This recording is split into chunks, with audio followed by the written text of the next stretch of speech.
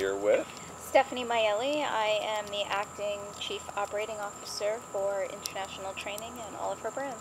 Good. Cheers. Cheers.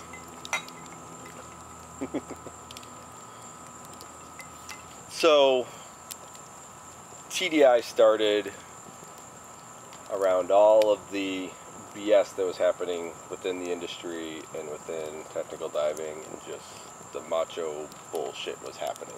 Is that a correct statement to say? That is a correct statement, yes. Okay. So, how did you navigate that? Or what challenges did you have navigating that? Because anyone would have challenges navigating that.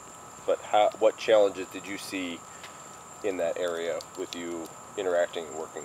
Probably the challenge of not being taken seriously and doubting what I was saying or the message I was trying to get across. And that was probably the most annoying out of everything. People are entitled to their opinions, whether or not they're right or wrong, that's another thing, but being doubted and challenged based on my intellect was probably the hard part.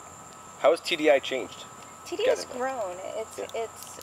It's an adult now, if you will. When I started, it was an awkward toddler, and now it's grown. It's quite established. Brett did a great job of establishing it right off the bat. So it's grown. It's matured. We've added additional courses. We have representation all over the world. We have fantastic professionals all over the world, and it's really aged like a fine wine. Without going into each individual one, what was it like going from one small technical diving company, to like 5 different brands? The only way we were able to do it is because of the people that we were able to surround ourselves with. We were able to grow in a methodical way. A lot of this was already thought out. We don't typically jump into something without giving it some thought, and getting the buy-in from our team was essential. So that was what made it work and made us more comfortable in taking the leap of faith, if you will, with the bringing different brands on, because it's a lot of work. But if you systematically build something out and you think, you don't limit yourself in how big it could be, that was what kind of changed the game.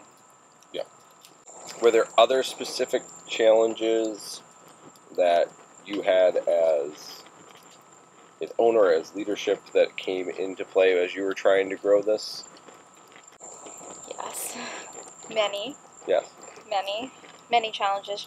Challenges from a personal side, knowing, am I doing the right thing? Am I giving enough to those that are giving to me?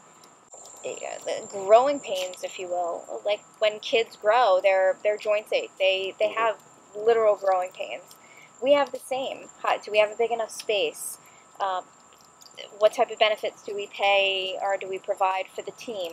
All of that comes into play. So there are challenges almost at every turn, but it's expected, I think, in business. I've been able to see more women enter into the sport, which is fantastic. It's been much needed, and in the conversations that I have with many of these diving professionals, they're still dealing with things that they shouldn't have to deal with at this point in time. So I do think that we need to highlight more of the women that are in the sport and that are thriving, so that others feel a bit more comfortable entering into the sport, because we're unfortunately not quite there yet where you and I would be seeing the same on a dive boat.